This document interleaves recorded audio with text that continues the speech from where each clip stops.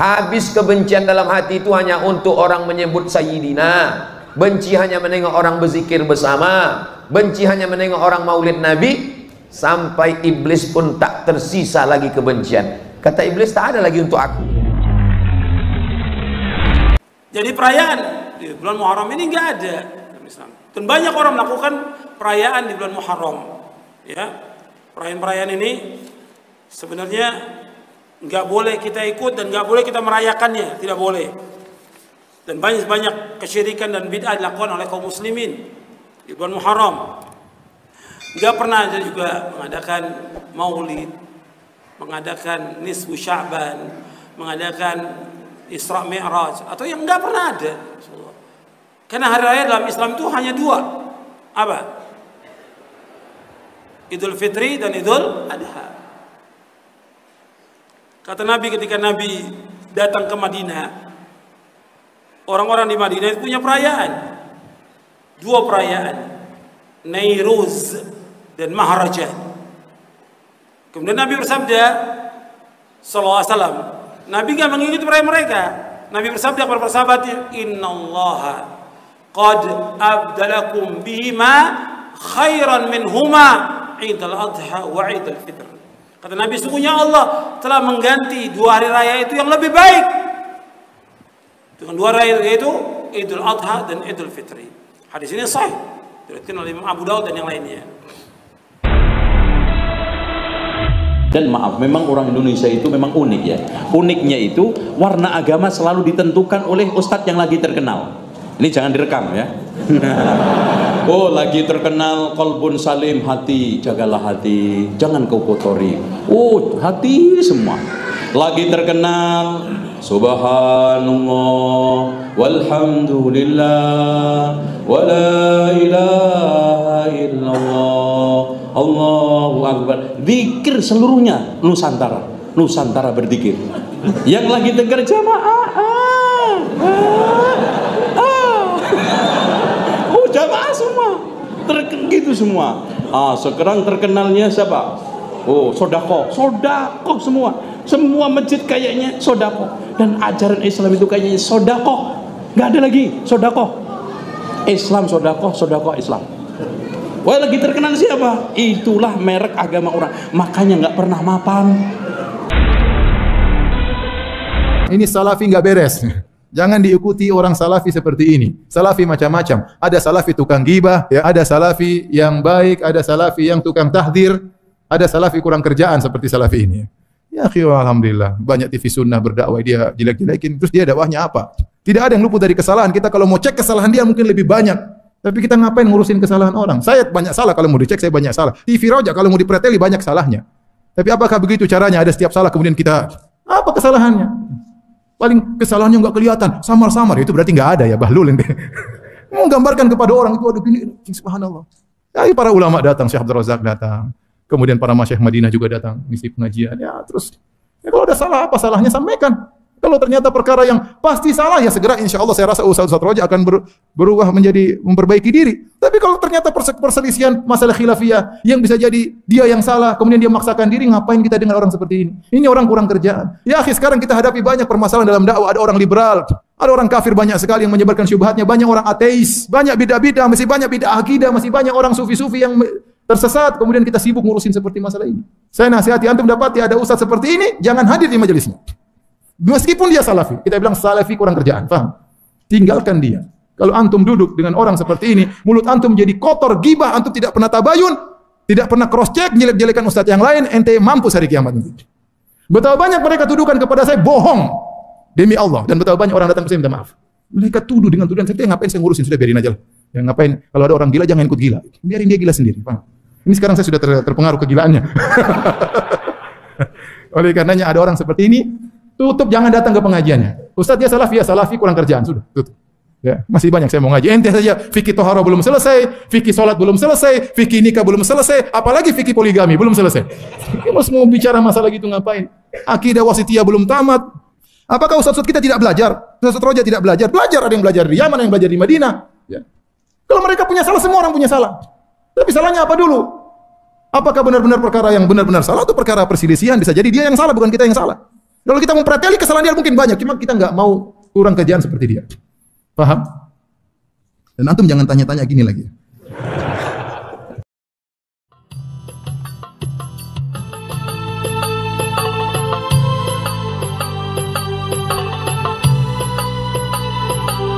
Maulid Nabi bid'ah, nuzul Quran bid'ah, menyambut tahun baru hijrah bid'ah, Isra Mi'raj bid'ah, tepung tawar bid'ah, zikir bersama bid'ah, haul bid'ah, besuluk bid'ah, tarekat bid'ah. Simple saja kaedahnya. Kalau tidak dibuat Nabi bid'ah. Abdul Somad adalah pelaku bid'ah, maka berarti dia dhalalah dan dia finnar. Maka Abdul Somad adalah mungkar, maka dia mesti dihabisi karakternya. Itulah mengapa dia bilang saya anjing. Lalu saya cari-cari, adakah ustadz ulama di dunia ini yang dianjingkan? Ternyata ada. Namanya Syekh Yusuf Al-Qardawi yang baru saja meninggal.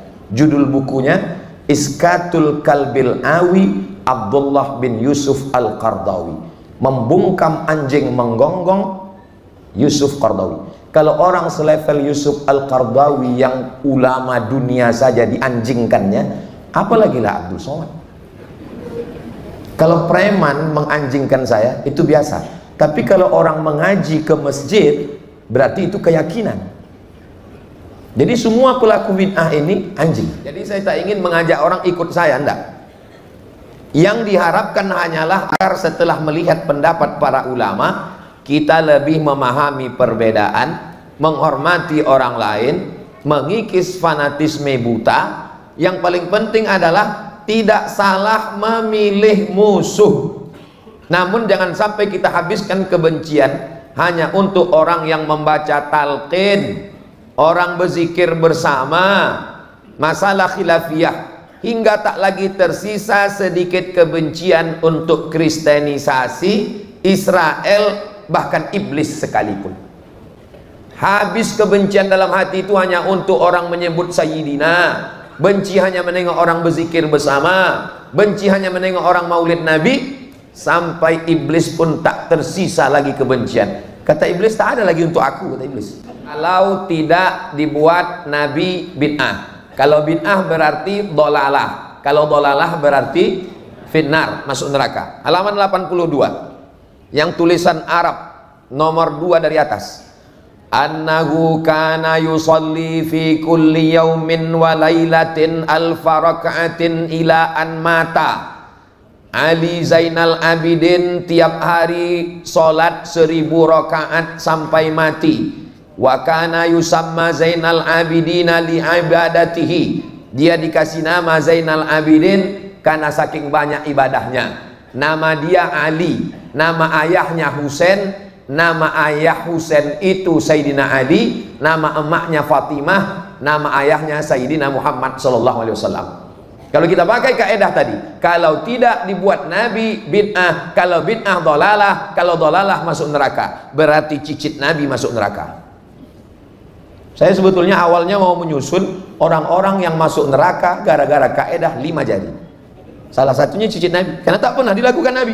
Mana ada hadis dalam Sahih Bukhari, Sahih Muslim, Sunan Abi Dawud, Sunan Tirmidzi, Sunan Nasai, Sunan Ibn Majah, Muwatta Malik, Sunan Ad-Darimi, Musnad Ahmad bin Hanbal, Musannaf Ibni Abi Syaibah menyebutkan Nabi sholat 1000 rakaat. Mana ada? Kalau begitu 1000 rakaat itu bid'ah. Kalau bid'ah berarti dhalalah. Kalau dhalalah masuk neraka. Berarti cicit Nabi ini masuk neraka.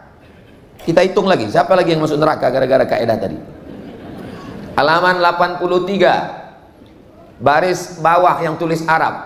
Anil Auza'i wa ghairihi annahu kana yusalli fil yaumi alfa sajadah.